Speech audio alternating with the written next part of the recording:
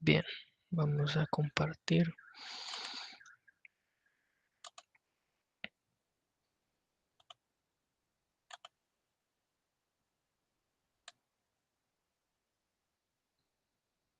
Bien, pueden ver la pantalla, ¿verdad? Ok, comencemos. Vamos a hablar acerca de las enzimas. Como lo saben, está dividido este tema en enzimas 1 y enzimas 2. En esta oportunidad yo les voy a dar la clase de enzimas 1, que trata acerca de las propiedades generales. Para los que van conectando, mi nombre es Dr. Douglas Martínez y vamos a estar trabajando con el departamento y con los estudiantes, ¿verdad? De esta materia tan bonita. Primero, para empezar, sabemos que hay ciertas condiciones fundamentales para que la vida como tal se pueda dar en los organismos. Vea. En primer lugar, la entidad, o sea, nosotros, los organismos como tal, para que podamos vivir necesitamos autorreplicarnos, que es algo que en Bioquímica 2 lo van a ver con mayor detenimiento. Ese es el primer punto. Y el segundo es que necesitamos poseer una característica de catalizar, por así decirlo, ciertas reacciones químicas que son necesarias para nuestra vida y hacerlo de una forma eficiente y selectiva, ¿verdad? Ahora bien, nosotros como tales, como organismos vivos, necesitamos energía y esta energía la adquirimos de nuestro entorno.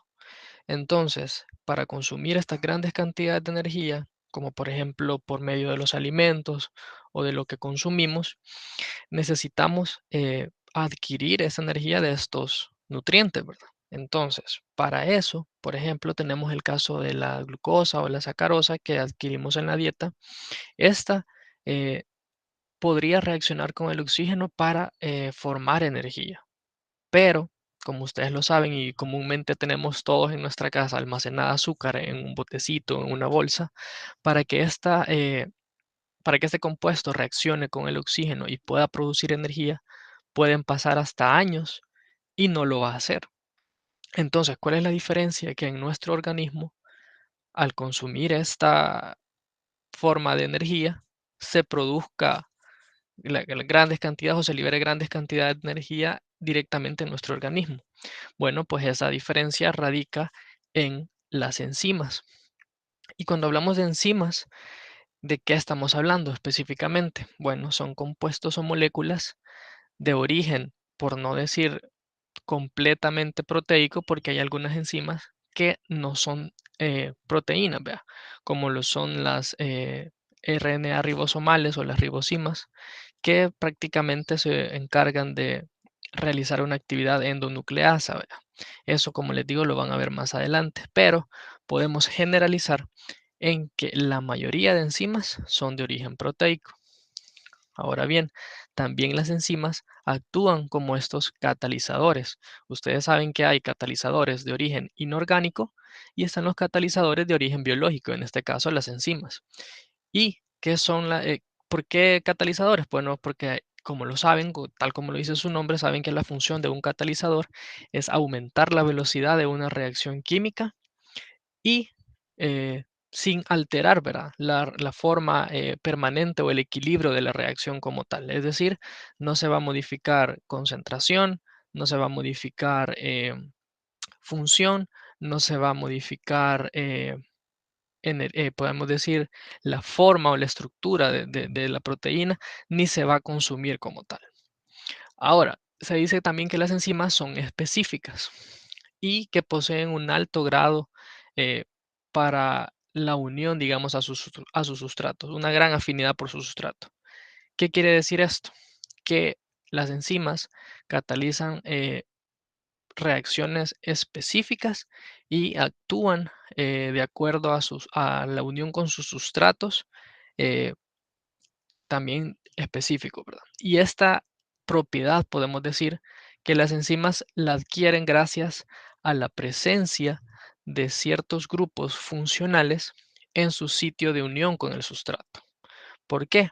Porque como lo vamos a ver más adelante, los grupos funcionales que están ordenados de una forma muy sistemática en el sitio activo le confieren esta propiedad de especificidad, ya que por algunas interacciones débiles que hacen estos grupos funcionales del sitio activo de la enzima con eh, sus sustratos, son específicos para unirse con esta enzima con el sustrato como tal, por las mismas características del sitio activo. Más adelante vamos a ver ciertos modelos que describen la unión o la formación del complejo enzima-sustrato. Entonces, por esta razón, las enzimas son específicas, ¿verdad? Porque estos grupos funcionales, residuos de aminoácidos y otros grupos, le confieren esta característica, ¿verdad? Y pues son de utilidad práctica porque sabemos que en algunas patologías, como lo van a ver a lo largo de la carrera, pueden deberse por defectos enzimáticos. ¿Y cómo se dan estos defectos enzimáticos? En algunos casos puede haber disminución de la enzima y por lo tanto de la actividad que ésta realiza. ¿Ve? En otros casos va a haber ausencia total o incluso puede haber un aumento, ¿ve? De una o más enzimas. Y esto va a dar lugar a pues ciertas situaciones o estados patológicos, ¿verdad? Ahora nos vamos con la importancia biomédica de las enzimas. Estas prácticamente, como lo hemos venido mencionando, la mayoría de estas funciones biológicas realizadas por las enzimas, pues son de catalizadores en ciertas reacciones biológicas. ¿Y en qué tipo de reacciones son las que participan estas enzimas? Bueno, en la descomposición de los nutrientes, en el ensamblaje de proteínas, como en el caso de lo que les mencionaba, ¿verdad? Los ribosomas, la utilización de energía para la motilidad celular, todas aquellas enzimas que participan en el metabolismo energético y las que se encargan de adquirir la energía de todo lo que consumimos y producirla endógenamente también, posibilitar la funcionalidad neuronal y la contracción muscular, todas aquellas enzimas que participan en eh, junto con la actina y la miocina en esto de la contracción muscular para que podamos tener motricidad, ¿verdad? Y también funcionan como blancos farmacológicos, porque hay ciertas enzimas en las que en- por medio de laboratorio y de, digamos, material sintético y experimentos han descubierto que son muy útiles para ciertos medicamentos y para reducir funciones, ¿verdad? Ahora bien, vamos a hablar un poco de las propiedades como tal de las enzimas. Sabemos que si son catalizadores biológicos, van a aumentar las velocidades de las reacciones, ¿verdad? Y muy a menudo estas reacciones son espectacularmente elevadas, la velocidad de estas reacciones son muy elevadas a comparación de si se realizaran, digamos, estas reacciones sin un catalizador biológico, en este caso las enzimas, ¿verdad? Se menciona acá que obedecen a las leyes de la termodinámica.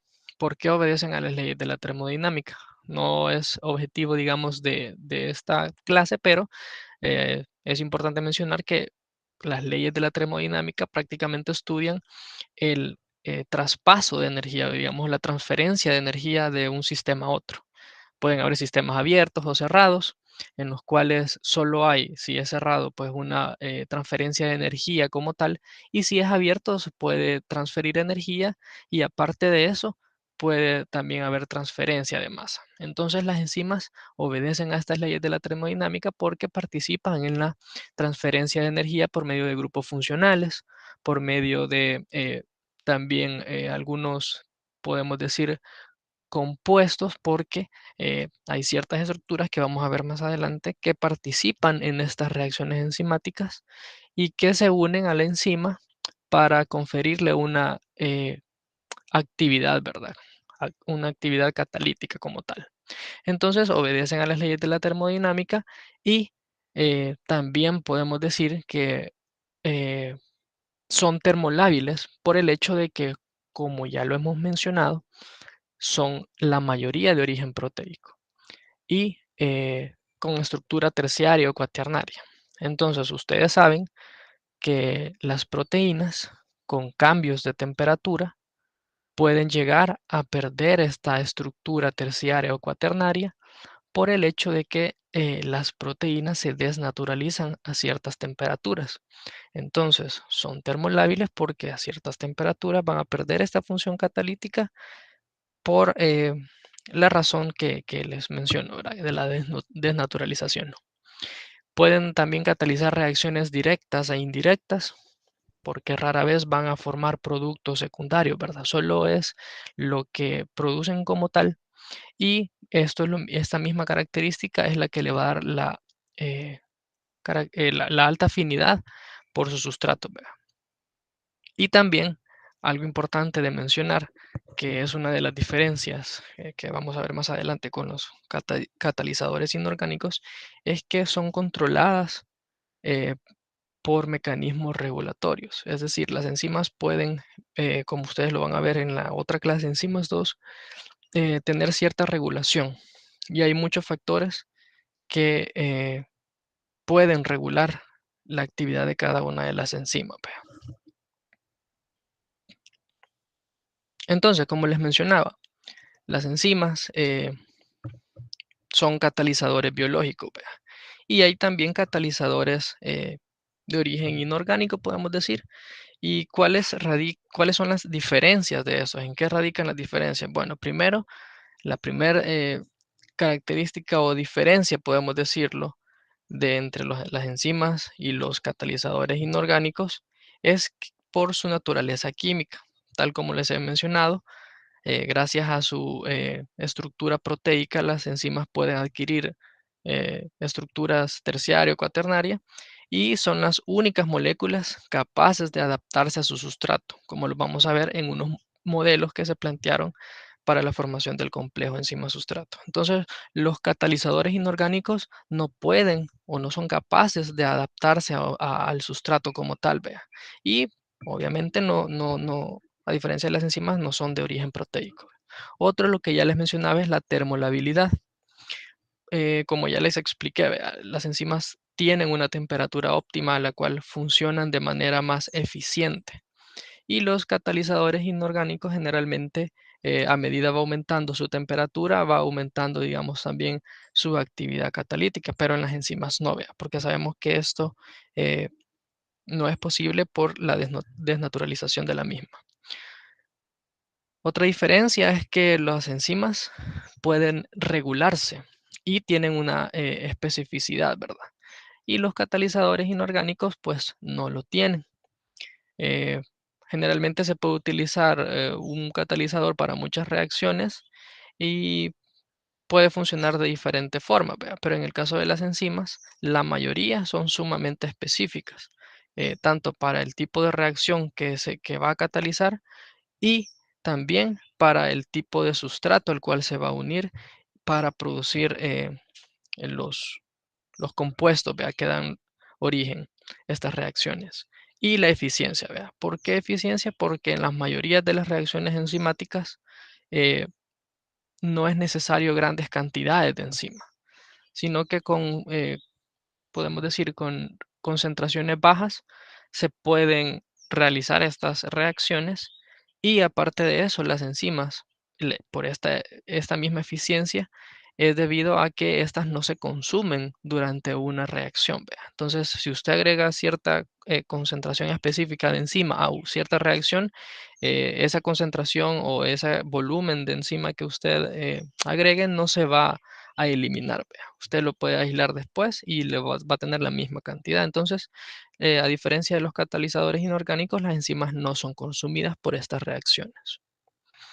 Hablando un poco de los antecedentes y de la historia de la bioquímica, en los inicios del estudio de la bioquímica, pues las enzimas se nombraban en relación a su descubrimiento. Por ejemplo, tenemos la tripsina, la pepsina, que es la que participa en el proceso de digestión, la lisozima también. Entonces, los primeros que empezaron a descubrir estas enzimas no las descubrieron como tal, sino que, por ejemplo, Louis Pasteur, cuando estaba experimentando lo de el proceso de la fermentación, él observó que con las levaduras, ellos, estos organismos vivos, tenían unos fermentos, le llamaba él, unos fermentos que permitían que pudiera utilizar o pudiera fermentar, digamos, la energía que estaba trabajando junto con estas levaduras y que al separarse estas moléculas o sustancias, podemos decir, de la levadura, seguía realizando la misma actividad. Entonces, más adelante, otros científicos fueron descubriendo eh, las funciones de estas enzimas y pues llegó hasta el momento en el que les dieron este nombre como tal. Y quien le dio el nombre como tal de enzimas fue Kuhn, vea, Frederick Kuhn, que mencionó que le daba el nombre porque deriva del griego enzimos, que significa en la levadura. Entonces, como descubrieron inicialmente que se encontraban en las levaduras, por eso les dieron el nombre de enzimas. Entonces, en algunos casos, la enzima, si estamos hablando de una enzima en específico, puede tener dos o más nombres. O en el caso de las isoenzimas, que son dos enzimas diferentes, pueden tener el mismo nombre también. O funciones, pues, la misma estructura, el mismo nombre, pero diferente función. Entonces, debido a todos estos problemas, la Unión Internacional de Bioquímica decidió crear o desarrollar un sistema de nomenclatura en el que cada enzima tuviera un nombre único, ¿vea? Y aparte de eso, un número en código, un código numérico, que identificaba el tipo de reacción que catalizaba, los sustratos que se involucraban también, ¿vea? Entonces, este sistema de nomenclatura prácticamente lo vamos a tomar de modelo a una exocinasa, a la ATP de exosa, saben que el D significa por el dextrogiro, ¿verdad? Que ya lo vieron anteriormente, me imagino, en orgánica, que es nada más, significa pues el lugar donde está ubicado el grupo funcional, en este caso es a la derecha, a los ojos del observador, ¿verdad? Entonces, la exoquinasa tiene este código 2.7.1.1. ¿Y qué significa cada uno de estos números? Bueno, primero, el número 2, que es el que está al inicio, denota el nombre de la clase, que es una transferasa. Hay 6 grandes clases de las enzimas. Más adelante lo vamos a ver, pero el primer número denota la clase de enzima. El segundo número se refiere a la subclase, que en este caso es una fosfotransferasa, porque tal como lo dice su nombre, transfiere un grupo fosforilo, ¿verdad? El tercer número se refiere a quién es el aceptor de ese grupo fosforilo, que en este caso es un grupo hidroxilo, ¿verdad? Y el cuarto número que se refiere a que esta exosa prácticamente es el aceptor de este grupo fosforilo, ¿verdad? Entonces, tenemos la clasificación de las enzimas de acuerdo a sus 6 grandes clases. Primero están las oxidorreductasas, que son las enzimas que catalizan oxidaciones y reducciones, tal como lo dice su nombre, ¿verdad? Bien obvio. Las transferansas, en segundo lugar, que son aquellas que catalizan la transferencia de restos tales como grupos glucosilo, metilo, fosforilo, transfieren grupos funcionales como tal. En el tercer caso tenemos a las hidrolasas que catalizan la decisión hidrolítica de enlaces carbono-carbono, carbono-oxígeno, carbono-nitrógeno y de otros enlaces fuertes o covalentes, ¿verdad? Las liasas, en el cuarto lugar, catalizan siempre decisión de enlaces carbono-carbono, carbono-oxígeno, carbono-nitrógeno y de otros enlaces covalentes, pero a diferencia de las hidrolasas, lo hacen por eliminación de átomos, por lo que generan dobles enlaces, ¿verdad? Las isomerasas, en quinto lugar, catalizan cambios geométricos o estructurales dentro de una molécula. Por ejemplo, pueden pasar de un podemos decir, el grupo funcional eh, de un carbono a otro carbono, ¿vea? Por eso se llama isomerasas, porque puede quedar el mismo compuesto, pero con grupo funcional en diferente posición, ¿vea? Entonces, ya cambia, ¿vea? Ya es un isómero. Y las ligasas, que son las últimas dentro de la clasificación, que prácticamente catalizan la unión o la ligadura de dos moléculas en reacciones acopladas a la hidrólisis del ATP. Un ejemplo de estas son las que participan, por ejemplo, al momento de la replicación del ADN, cuando al final unen las hebras que se han formado, que más adelante lo van a ver. Como les digo, ahorita solo es a forma de introducción, pero estas son las 6 grandes clases de enzimas que se tienen, ¿verdad? Para ir viendo un poco de estas enzimas, de una por una, vamos a empezar con las oxidorreductasas, ¿verdad? Las oxidorreductasas, pues como ya les había dicho, son las enzimas que catalizan la transferencia de electrones, ya sea iones hidruro o átomos de hidrógeno, ¿vea? Un ejemplo de esta es la lactato deshidrogenasa, que pues, es una deshidrogenasa, y podemos ver aquí cómo utiliza ciertos eh, aceptores de electrones para transferir estos electrones, ¿vea?, de un compuesto a otro en las reacciones enzimáticas, ¿vea? Tenemos las transferasas también, que catalizan eh, la transferencia de un grupo de átomos ya de un sustrato a otro. Por ejemplo, tenemos las aminotransferasas o transaminasas, que, tal como lo dice su nombre, transfieren un grupo amino, ¿vea?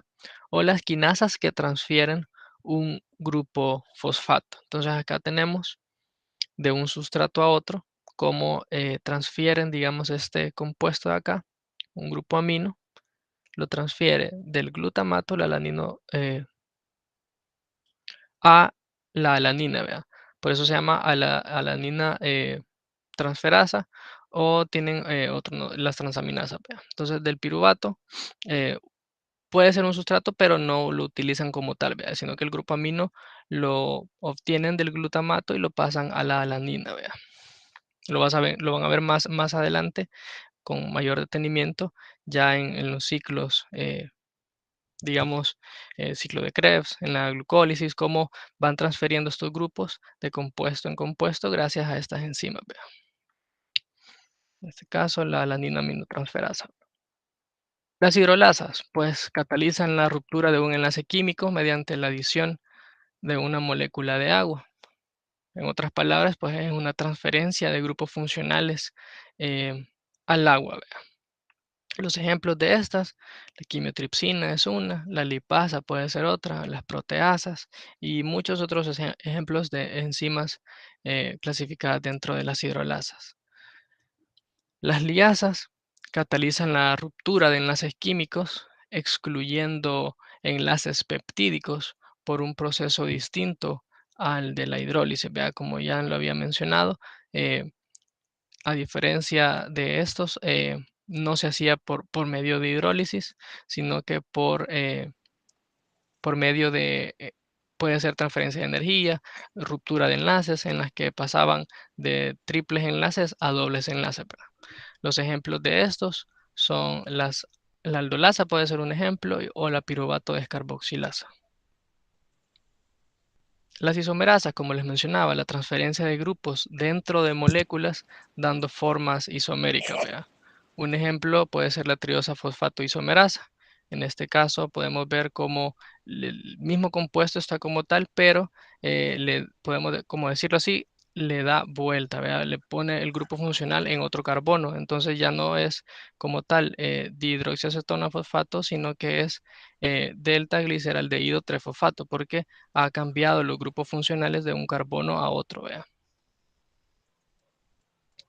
Y por último, las ligasas, que catalizan la formación de enlaces entre los carbonos hidrógeno, carbono nitrógeno, carbono sulfuro, o podemos decir que cataliza, digamos, la formación de átomos, generalmente utilizando la energía de la hidrólisis del ATP. Entonces, uno de los ejemplos de esta es la glutamina sintetasa, ¿vea? Que no lo hace, como a diferencia del otro, por medio de ruptura de enlaces, sino que utilizando la energía del ATP para lograr esta hidrólisis. Y aquí en su bibliografía pueden ver resumida toda esta clasificación de estas enzimas y las acciones que hace cada una de ellas, ¿verdad? Ahora pasamos al funcionamiento como tal de las enzimas. Sabemos que un rasgo distintivo de estas reacciones catalizadas enzimáticamente es que tienen lugar dentro de un confín o dentro de una bolsa, podemos decir, de la misma enzima. Y a esta bolsa se le da el nombre de sitio activo. Si se recuerdan, al inicio de la clase les mencionaba que los grupos funcionales o los residuos de aminoácidos que estaban ordenados en el sitio activo le daban esta característica de especificidad a la enzima, porque estos residuos interactuaban única y exclusivamente con su sustrato por medio de interacciones débiles, ¿verdad? Entonces le daban estabilidad a la molécula y le dan la característica de especificidad con su sustrato. Entonces, podemos decir que estas reacciones necesarias para digerir alimentos, para enviar señales nerviosas, para contraer el músculo, eh, si no fuera por estas enzimas, no se daría a una velocidad que fuera realmente útil para nosotros, ¿vea? Como organismos vivos. Entonces, el sitio activo podemos decir que es un lugar en la enzima, a donde se va a unir el sustrato. ¿Y qué es el sustrato? Pues es la molécula fijada en el sitio activo sobre la que actúa, digamos, la enzima en la formación del complejo enzima-sustrato. A menudo el sitio activo de la enzima recubre el sustrato y lo secuestra completamente de la disolución. Muchas veces lo hace para conservar eh, la naturaleza del sustrato, para protegerlo de condiciones como temperatura, cambios de pH, cambios en la osmolaridad, cambios en la concentración. Entonces, por eso es que se dice que muchas veces el sitio activo o la enzima como tal recubre el sustrato cuando se unen. ¿Vea? Ahora tenemos ciertos componentes, como les mencionaba en unas diapositivas anteriores, que participan en esta reacción enzimática. Algunas moléculas que se iban a unir. Muchas enzimas contienen moléculas pequeñas o iones metálicos que participan directamente en la unión del sustrato o en la catálisis. ¿Cuáles son estos componentes? Tenemos a los cofactores, los grupos prostéticos y las coenzimas. ¿Qué es un cofactor? Es un cofactor, no es nada más aquel compuesto o sustancia que va a ayudar a que el sustrato pueda unirse al sitio activo. Entonces, para su actividad, algunas enzimas pueden necesitar iones inorgánicos, en este caso metálicos, vea. Y la coenzima como tal es una molécula orgánica o metalorgánica compleja que actúan como transportadores transitorios de grupos funcionales. Y la mayoría de ellos, de las coenzimas, son derivados de vitaminas o nutrientes orgánicos. Entonces, el cofactor es aquel que se va a unir, digamos, a la enzima para poder darle su actividad catalítica, ¿verdad? Porque aunque se une el sustrato como tal, si no tiene ese cofactor unido a la enzima, no va a poder realizar su actividad catalítica, ¿verdad? Y la coenzima, pues es aquella molécula que también ayuda a que realice, digamos, la enzima su actividad, pero a diferencia del cofactor, que es eh, derivado, digamos, de iones inorgánicos, la coenzima puede ser de origen proteico o metaloproteico, vea. Tenemos también el grupo prostético, que prácticamente a forma de verlo y para evitar confusiones, puede realizar, digamos, o puede referirse a la misma función de la coenzima, pero a diferencia de la coenzima, el grupo prostético como tal es un compuesto que está unido covalentemente o de manera muy fuerte a la enzima. Algunas enzimas pueden requerir, digamos, tanto una coenzima como tal o uno o más iones metálicos para su actividad, pero estos, cuando se unen fuertemente a la enzima, se le llama grupo prostético, fuertemente o covalentemente, como ustedes lo quieran llamar. Y en ciertos casos tenemos también, aparte del grupo prostético, como ya les mencioné en la diapositiva anterior, están las coenzimas, vea. Entonces, los cofactores, por otro lado, como lo podemos ver acá, generalmente se unen de una forma débil, podemos decir, y esa es en donde radica un poco la diferencia, ¿verdad? Que el grupo prostético es aquel que se une de manera fuerte a la enzima por medio de un enlace covalente, ¿verdad? Tenemos también la estructura de la holoenzima, que es, por así decirlo, la enzima cuando ya está completa con todos sus componentes y ya puede realizar la actividad catalítica porque ya no necesita más grupos funcionales, no necesita más compuestos proteicos que se unan para que le brinden esta capacidad de realizar su actividad, sino que ya está completa, vea, con su coenzima, iones metálicos y todos. Entonces, al complejo enzimático como tal, con todos sus componentes, se le llama holoenzima. Y también tenemos a la apoenzima, que es únicamente a la parte proteica de la enzima, como les mencionaba.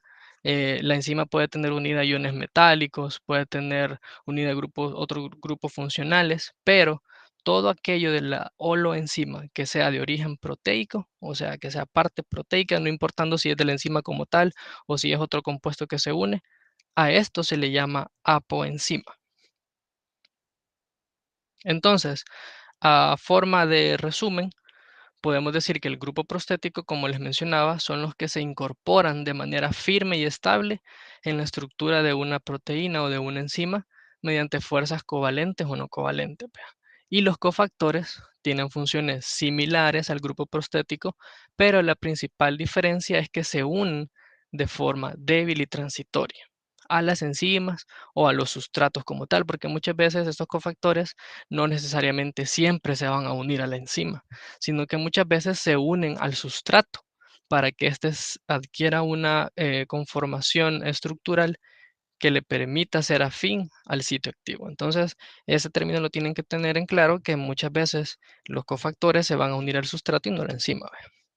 Y las coenzimas, que como los mencionaba, transportan muchos sustratos desde un punto dentro de la célula a otro punto, vea. Prácticamente se encargan de estabilizar las especies reactivas, aumentar el número de puntos de contacto entre el sustrato y la enzima, vea. Podemos ver acá ejemplificado eh, la enzima como tal y la coenzima. Digamos que esta coenzima al final eh, es de origen proteico. Entonces, si toda esta parte que les estoy señalando acá le quisiéramos dar un nombre, si esto es proteína y esto es proteína, a esto como tal se le llama apoenzima, que es toda la parte proteica de la enzima. Por ejemplo, acá ya se formó el complejo enzima-sustrato. Entonces, en este caso, digamos que el sustrato fuera de un origen no proteico. Entonces, solo la parte de acá es la apoenzima, ¿vea? Lo proteico como tal. Y todo, digamos que aquí, digamos que esta vez es un cofactor, podemos decir, y se une aquí, o este puntito celeste se une aquí. Entonces ya está todo conferido, unido a la enzima, todos los compuestos que tienen que unirse, y a todo esto unido es a lo que se le llama holoenzima. Y sin importar si son de origen orgánico o inorgánico, y si está unido a la enzima o al sustrato, ¿vea? Para que les quede un poco más claro. Y aquí solo se ejemplifica lo que hace una enzima. ¿Vea? Por ejemplo, aquí está el sustrato, se une el sitio activo envuelve, podemos decir, al sustrato, realiza su reacción o su catálisis y se evidencia la formación de los productos de una reacción. ¿Vea? Aquí podemos ver algún resumen de ejemplos de coenzimas, que son las que les mencionaba que prácticamente derivaban de nutrientes, por ejemplo, de las vitaminas o de compuestos orgánicos, y su función, vea, de dónde se obtiene. Por ejemplo, ven acá, de vitamina B12, de biotina, de ácido pantoténico, riboflavina, que es la vitamina B2, y muchos otros compuestos que funcionan también, o nutrientes, mejor dicho, que funcionan como coenzimas. Y algunos compuestos inorgánicos, que ya se los había mencionado anteriormente, que actúan como cofactores para enzimas, vea, y en donde actúan prácticamente, eso lo encuentran en su bibliografía. Entonces podemos resumir que las enzimas actúan como un catalizador. ¿Por qué? Porque disminuyen la energía de activación. Si ustedes revisan en su bibliografía van a encontrar ciertas gráficas, una de las cuales se las traigo más adelante, que para que se pueda lograr ese estado de transición de un sustrato para la formación, digamos, de un producto, hay que superar una barrera de energía. Entonces, muchas veces, eh, quiero ver, aquí está, este esquema. Muchas veces las enzimas lo que hacen es disminuir, por ejemplo, esta parte de acá está pendiente, todo esto, desde el estado basal, que es este, al estado de formación de productos, todo esto es la energía que se requiere para que se dé ese cambio. Entonces, ¿qué es llamada la energía de activación? En este caso, toda esta energía se requiere si no se tuviera una enzima. Pero ¿qué pasa cuando tenemos una enzima? La energía de activación, si ustedes pueden ver esta curva, es menor a la que a la que no tiene enzima. Y se forma la igual cantidad de productos. Entonces, la energía de activación cuando se tiene una enzima es menor. Por eso se dice que disminuyen la energía de activación las enzimas. ¿Y por qué? Por medio de que lo hacen. Generalmente, lo que les mencionaba, que en los sitios activos de la enzima existían grupos funcionales, residuos de aminoácidos, los cuales al unirse con su sustrato daban paso a pequeñas reacciones, podemos decir, o a pequeñas interacciones o interacciones débiles, les menciona en la literatura, que estas interacciones, así como las otras reacciones que se dan, también producen energía. Entonces, al acúmulo de todas estas interacciones débiles que hay entre la enzima y el sustrato en el sitio activo, eso es lo que libera energía y ayuda a que, por así decirlo, toda esa pequeña energía, digamos que esta parte de acá, esas interacciones débiles proporcionan la energía necesaria para que se reduzca a la mitad la energía requerida. Es, por ejemplo, por decirlo así, cuando usted está empujando, digamos, una mesa o lo que quiera. Usted a veces, si usted lo hace solo, se tarda más, ¿vea? Porque pesa y todo. Pero ¿qué pasa si alguien más viene a ayudarle? Si alguien más viene a ayudarle, usted lo empuja más rápido y requiere menos energía porque tiene ayuda. Entonces prácticamente las interacciones débiles son como ayuda traducido a energía para que esta reacción se dé de una forma más rápida y requiera menos cantidad de energía. ¿Vea? Como les había mencionado anteriormente, no modifican el equilibrio de la reacción, es decir, no hay variación en las concentraciones, no hay variación en el, digamos, en el volumen, sino que se mantiene lo mismo, ¿verdad? De la enzima y de los reactivos como tal también, ¿verdad? De las sustancias que participan. Aceleran la llegada del equilibrio, es decir, aceleran el proceso de pasar de un estado de sustrato a producto. ¿Verdad? No se alteran durante la reacción, lo mismo que les había mencionado. Son reutilizables ya que no se consumen, muestran especificidad de sustrato y de reacción y son eficaces a bajas concentraciones. Vea. Podemos ver acá, solo aumentan la velocidad. Vea. Este esquema, si lo quieren leer, lo encuentran en la bibliografía que al final de la clase se las he puesto y está explicado bien bonito para que ustedes puedan entender todos estos términos y los motivos por los cuales las enzimas disminuyen o requieren menos cantidad de energía y lo hacen de una manera más rápida.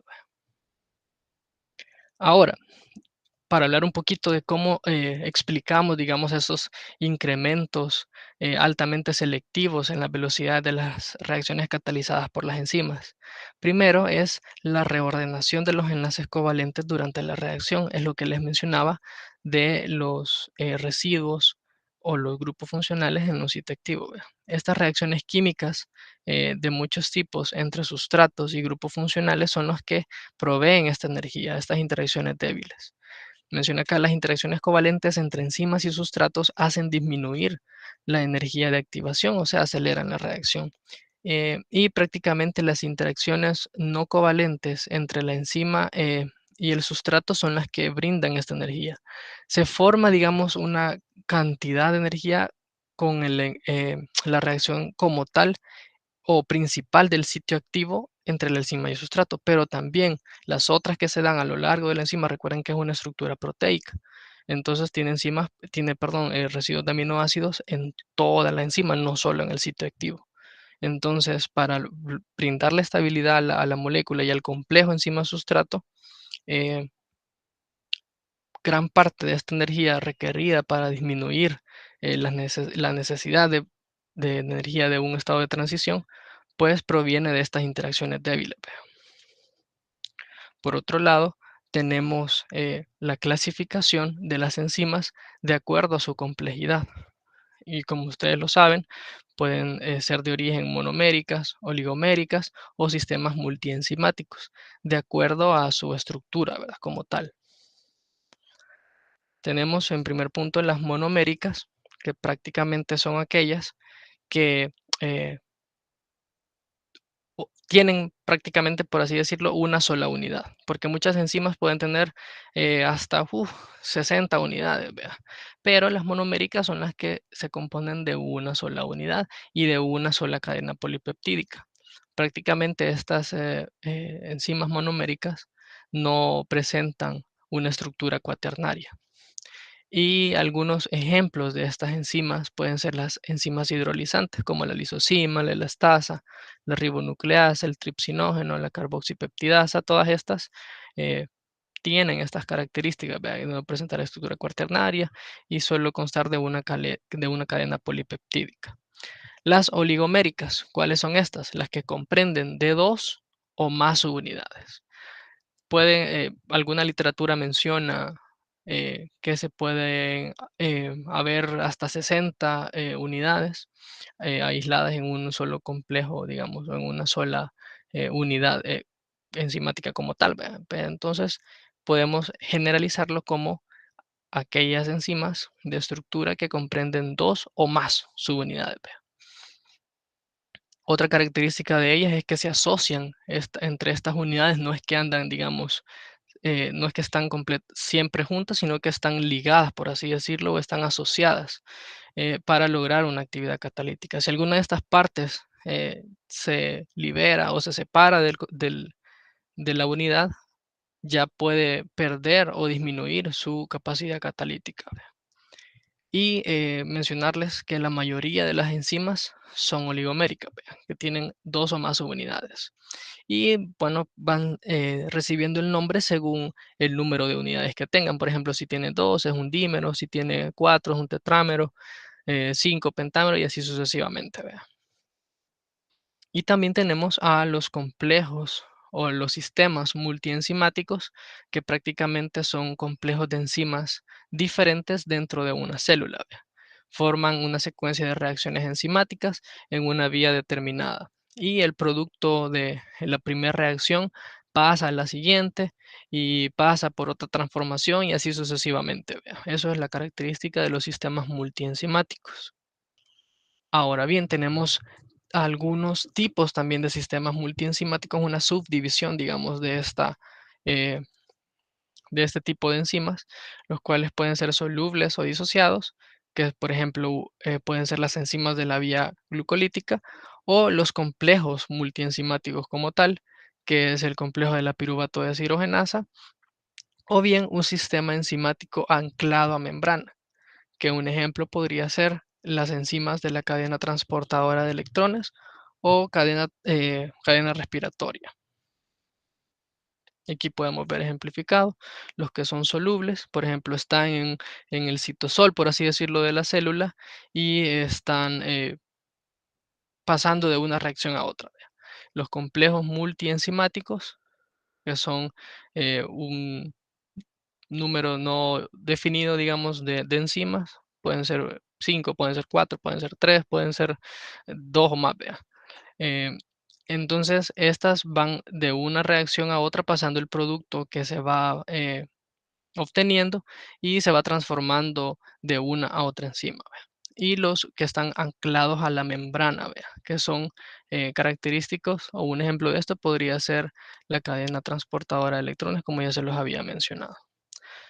También un término importante que deben conocer acerca de generalidades de las enzimas son las enzimas que son semejantes catalítica y estructuralmente y, y que por lo tanto catalizan la misma reacción, pero se encuentran en tejidos distintos del organismo. Entonces, a estas enzimas se les da el nombre de isoenzimas o isocimas. Y prácticamente, aunque tengan semejanzas catalítica y estructuralmente, difieren en propiedades cinéticas, ¿vea? O sea, lo que hacen. Y pueden diferir también frente a moduladores alostéricos, o sea, a tipos específicos de reguladores de la enzima, por ejemplo, algunos iones metálicos pueden regular de manera distinta estas enzimas, vea. Un ejemplo de esto son la lactato deshidrogenasa y la creatinfosfoquinasa, vea, que sabemos, como les mencioné, se encuentran en tejidos distintos. Ejemplos de esto, la lactato, vea, la lactato deshidrogenasa de tipo 1, que se encuentra principalmente en corazón y en los glóbulos rojos. La lactato deshidrogenasa 2, que se encuentra en los leucocitos, vea, células blancas. La tipo 3 que se encuentra principalmente en los pulmones, la 4 en los riñones, en la placenta y en el páncreas, y la 5 en el hígado y en el músculo esquelético, vea. Prácticamente es la misma enzima, pero está eh, en diferentes tejidos. Y por otro lado, la creatinfosfoquinasa, pues un ejemplo de esto es la CPK-MM que se encuentra en el músculo esquelético, la CPK-MB que se encuentra en el corazón y la CPK-BB que se encuentra en el cerebro. Entonces, prácticamente cuando eh, estas enzimas se cuantifican en clínica, digamos, por medio de laboratorio, ustedes en el área clínica van a ver que a veces para diferenciar un infarto de de algún otro proceso patológico, muchas veces toman las enzimas cardíacas, vea. En este caso, la CPKMB, muchas veces cuando hay también eh, cuando se realiza ejercicio intenso o hay algún daño muscular, la que se encuentra más elevada es la CPKMM porque está en músculo esquelético, vea. Igual con la lactato deshidrogenasa. Ahora pasamos a los modelos de interacción. Estos modelos de interacción prácticamente no son más que la formación de los complejos enzima-sustrato. Y prácticamente eh, se, se definían, podemos decir, dos tipos de modelo. Primero se habló o se planteó el modelo de llave y cerradura. Y posteriormente descubrieron que había otra teoría, podemos decir, acerca de la formación de este complejo enzima-sustrato. Y el modelo que existía era el de ajuste inducido. Entonces, ¿qué nos dice el modelo de llave y cerradura? Prácticamente Emil Fischer fue quien propuso este modelo allá por los años 80, en el que las enzimas eran estructuralmente complementarias a sus sustratos, de modo que éstas se acoplaban de igual manera que una llave a una cerradura. Por eso es que se llama llave y cerradura. Pero eh, lo característico de este modelo o esta teoría o esta hipótesis es que planteaba que la presencia de sustratos hacía que las enzimas fueran más resistentes a los efectos desnaturalizantes de una temperatura elevada. Es decir, que el sustrato le adquiría ciertas características a la enzima para que ésta resistiera ciertas cambios de pH, temperatura como tal, vea, y le brindaba estabilidad al complejo, vea. Y el modelo de ajuste inducido vino poco tiempo después, en lo cual planteaba principalmente que el sustrato como tal inducía un cambio conformacional en las enzimas. Entonces, el modelo de Fisher explicaba que el sustrato ya venía con una forma y la enzima ya tenía la otra forma y se complementaban entre ellas, pero este modelo no podía explicar los cambios dinámicos que se acompañaban a las transformaciones catalíticas, porque muchas veces eh, como podemos evidenciar ahora, las enzimas cambiaban su conformación cuando se unían con el sustrato. Entonces, el modelo de Fisher, que planteaba que ya venía como unos legos, ustedes imagínense unos legos, que ya tenían su estructura ya definida, pues no podía explicar esto que pasaba con los cambios conformacionales en la enzima. Entonces, más adelante plantearon, Daniel Koshland planteó este modelo de ajuste inducido y estableció que la enzima sufría cambios a medida que se iba uniendo al sustrato y que era análogo de colocar un, dentro de un guante la mano, ¿vea? Cuando el guante tiene una cierta estructura, pero cuando usted se lo acomoda en la mano, se va acoplando o va cambiando, digamos, su estructura, ¿vea? Entonces, prácticamente eso planteaban las dos tipos de hipótesis. Prácticamente el modelo de ajuste inducido y el modelo de llave y cerradura eran como las dos hipótesis que se tenían acerca de la unión o la formación del complejo enzima-sustrato. Ahora, para definir actividad enzimática es necesario que ciertas condiciones se definan antes. Vea. Por ejemplo, la actividad de una enzima puede medirse bajo condiciones estándar, por ejemplo, a una temperatura dada, a un pH específico, a una concentración de tapón, a una concentración de sustrato o una concentración de coenzima. Eh, Esto se debe a que, tal como lo mencioné, algunos estados, como el cambios de pH, cambios de temperatura, pueden darle o quitarle, digamos, actividad enzimática como tal o catalítica a la enzima. ¿Ve? Entonces, por eso es que se mide de acuerdo a situaciones o a condiciones definidas. Em, Prácticamente tenemos la forma en la que, o la unidad en la que se mide la actividad catalítica, que es la unidad internacional. ¿Ve? Entonces, una unidad internacional de enzima cataliza la conversión de un micromol de sustrato en producto por unidad de tiempo, que en este caso es el minuto. La tasa o velocidad de una reacción enzimática en, en las condiciones ya específicas se pueden definir como la velocidad de conversión de un sustrato a un producto por unidad de tiempo. Entonces acá lo pueden ver en la gráfica. Aquí está el sustrato, en el eje de las X va el tiempo de la reacción y en el eje de la Y la concentración. ¿Ve? Entonces podemos ver a medida se va disminuyendo, digamos, el sustrato, va aumentando el producto hasta llegar a un equilibrio. ¿Ve?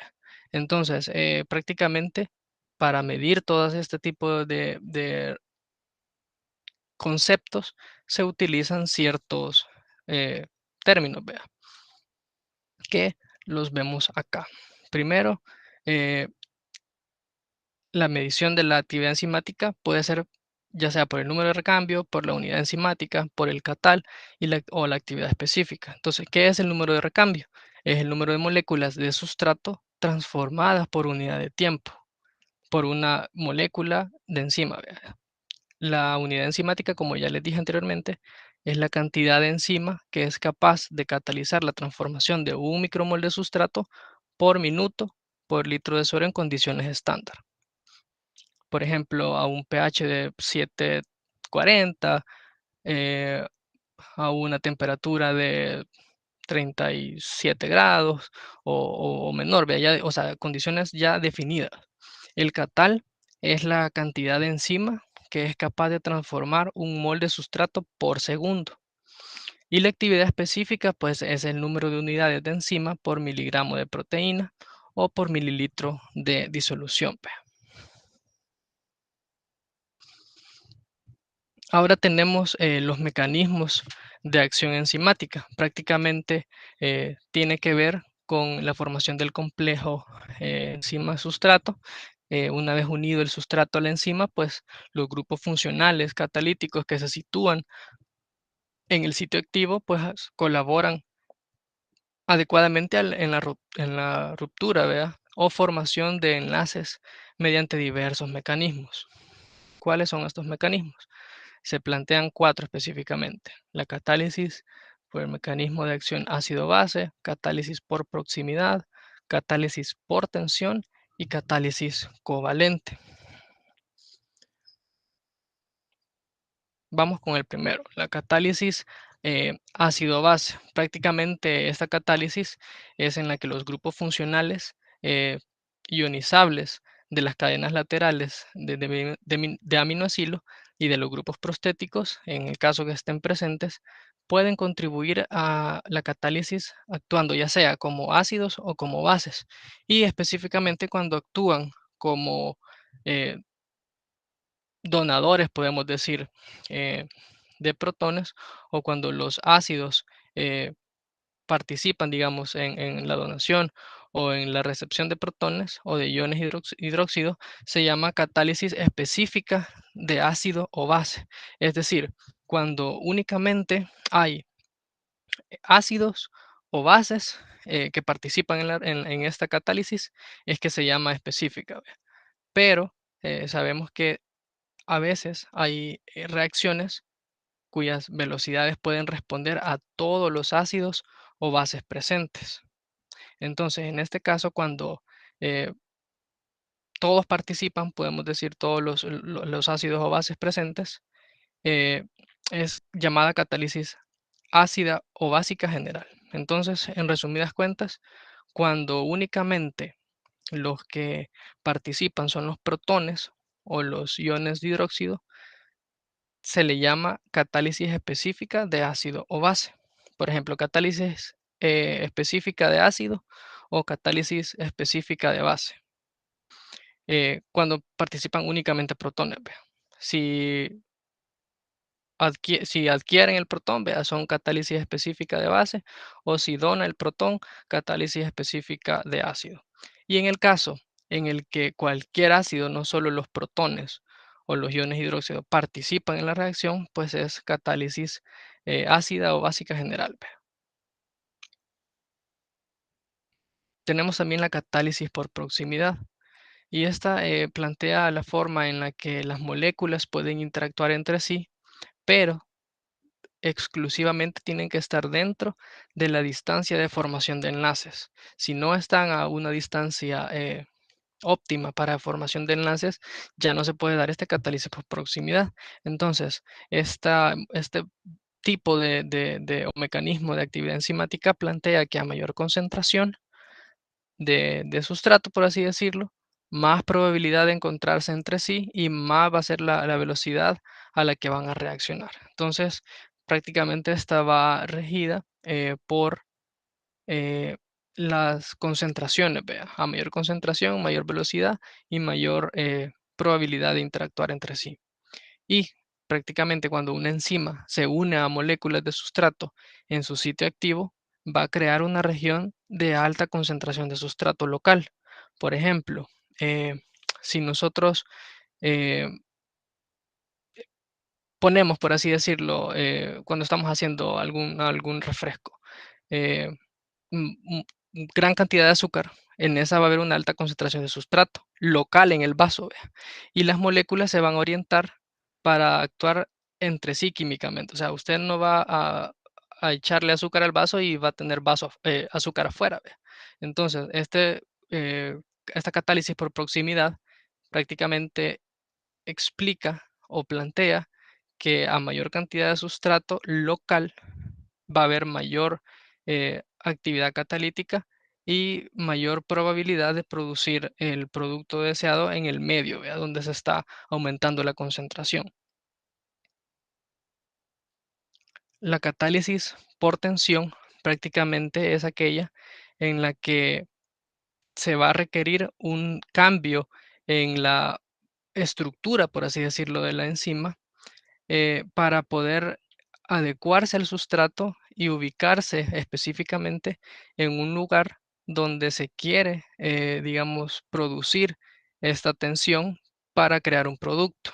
Por ejemplo, cuando usted agarra, por decirlo algo, un lapicito y lo quiere quebrar, entonces usted se adecua el lápiz en los dos extremos para poder generar la tensión en medio del lápiz porque usted lo quiere separar en dos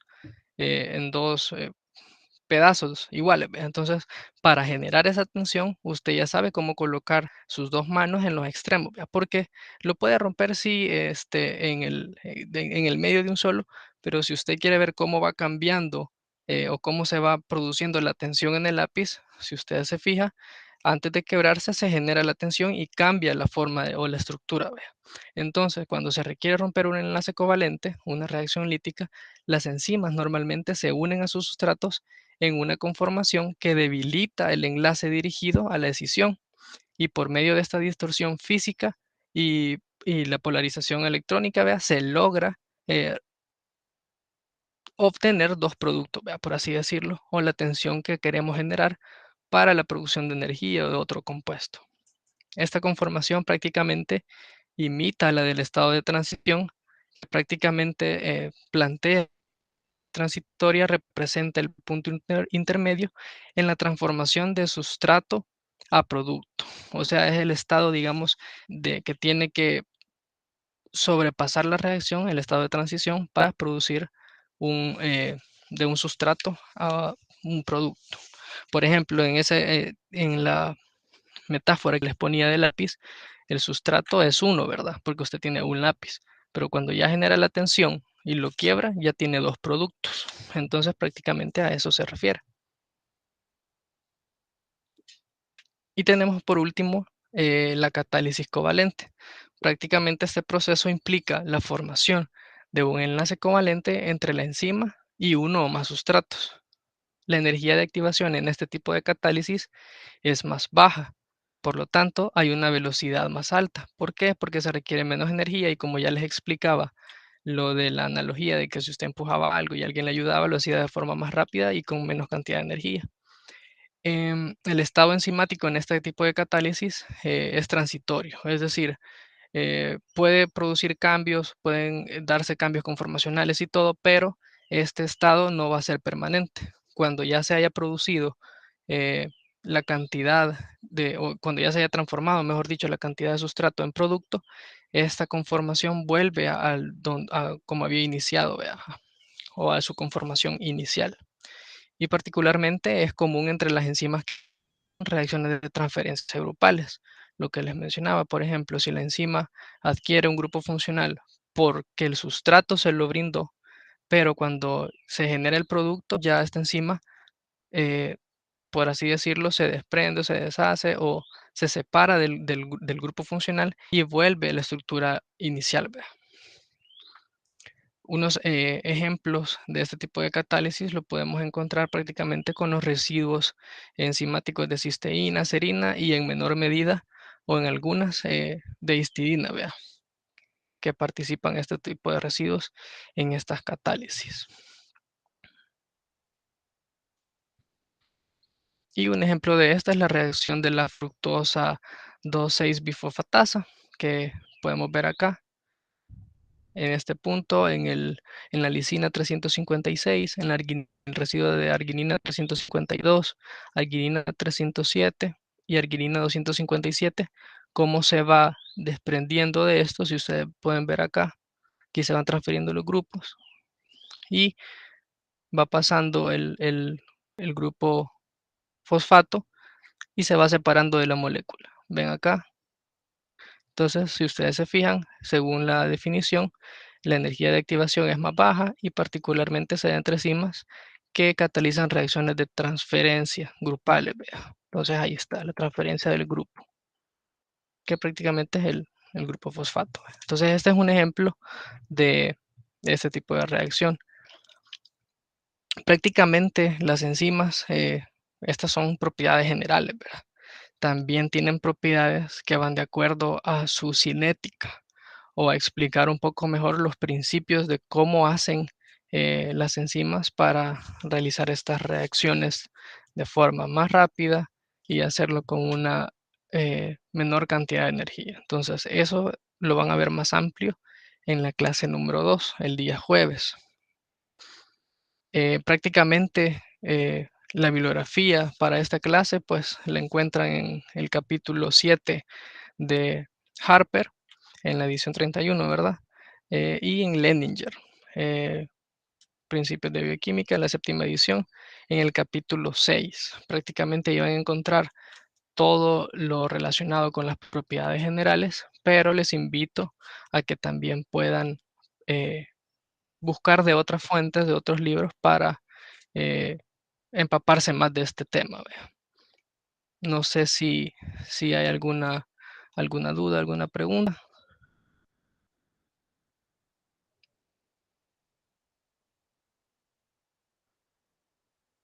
¿Hay alguna pregunta? ¿No? Si no, nos vamos a quedar hasta acá. Muchas gracias. Que tengan un feliz día. Gracias, buen día.